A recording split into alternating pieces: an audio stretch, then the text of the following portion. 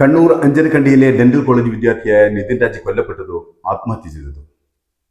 സംശയങ്ങൾ ബാക്കി വെച്ച് നിതിൻ രാജ് പോയെങ്കിലും ഇനിയും നിതിൻ രാജുമാൻ കേരളത്തിൽ ഉണ്ടാവാതിരിക്കാൻ കുറ്റവാളികൾ ശിക്ഷിക്കപ്പെട്ടിരിക്കണം. ഇന്നലത്തോടെ അയാളുടെ വിലയെല്ലാം പോയിട്ടുണ്ട്. എന്നെ കുറേ പേര് വിളിച്ചിട്ട് നിതിൻ ഇയാളാൺകുട്ടി, കാരണം ഇത്രയും ബോയ്സിനെ എല്ലാവരെയും പച്ചയ്ക്ക് ഇൻസൾട്ട്.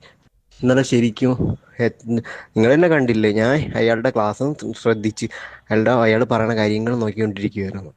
എന്നെ വെറുതെ എണീപ്പിച്ച് നിർത്തിയിട്ട് അമ്മേനെയും കളിയാക്കി, അമ്മയുടെ സർജറിയെയും കളിയാക്കിയിട്ട് അതിന് ശേഷം പറയണ എൻ്റെ 3 മാർക്ക് കുറച്ചെന്ന പാരൻസിന് പോയി ഇത് കൊടുക്കാൻ, എന്താ സർപ്രൈസായിട്ട് കൊടുത്തേക്കാൻ. അതുപോലെ എന്താ നിതിൻ രാജ് ജാതി അധിക്ഷേപത്തിനും വംശീയ അധിക്ഷേപത്തിനും വിധേയനായി എന്നുള്ളത് സത്യമാണ്. അതിലുപരി അധ്യാപകരിൽ നിന്നും സ്ഥാപനത്തിൽ നിന്നുമുള്ള കടുത്ത ഭീഷണിക്കും നിതിൻ രാജ് വിധേയനായിട്ടുണ്ട് എന്നത് നിതിൻ രാജിന്റെ ശ്രദ്ധശകലങ്ങൾ വെളിവാക്കുന്നുണ്ട്. മാതാപിതാക്കൾ കഴിഞ്ഞാൽ വിദ്യാർത്ഥികൾക്ക് വഴികാട്ടികളും രക്ഷാധികാരികളും അവരുടെ അധ്യാപകർ തന്നെ കൊലവിളി നടത്തുന്നതായും ഈ ശബ്ദരേഖയിലുണ്ട്.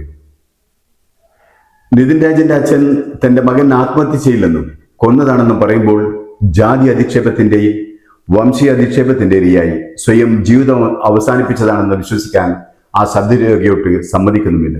കാരണം ആ ശബ്ദരേഖ കേൾക്കുമ്പോൾ ജീവിതം അവസാനിപ്പിക്കാൻ പോകുന്ന ഒരു നൈരാശ്യം ആ ശബ്ദത്തിൽ നിഴലിച്ച് കാണുന്നില്ല എന്നുള്ളതാണ്. നിതിൻ രാജിന്റെ മരണത്തിൽ ലോൺ ആപ്പ് വഴിയെടുത്ത ലോണിന് പങ്കുണ്ടെന്ന് പറയുമ്പോൾ ജാതി അധിക്ഷേപത്തിലൂടെ പീഡിപ്പിച്ച അധ്യാപകരാരും തെറ്റുകാരല്ലാതായി പോകരുത്. നിതിൻ രാജ് ലോൺ ആപ്പിനെ കുറിച്ച് ആരോടും പരാതിപ്പെട്ടതായി അറിയില്ല. അതേസമയം അധ്യാപകരുടെ ജാതി അധിക്ഷേപത്തെയും പീഡനത്തെയും വല്ലാതെ പറയുന്നുണ്ട്. നിതിൻ രാജിന്റെ ശബ്ദ സന്ദേശത്തിൽ ആത്മഹത്യയിലേക്കുള്ള ദൂരം കാണുന്നില്ല എന്നതും അച്ഛന്റെ ആശങ്ക ബലപ്പെടുത്തുന്നതാണ്. തിരിച്ചു വരില്ലെങ്കിലും കണ്ടെത്താം നിതിൻ രാജ് പോയ വഴികളെ. മരണത്തിലേക്ക് നയിച്ച ശാപവാക്കുകൾ ആടുതായിരുന്നുവെന്നും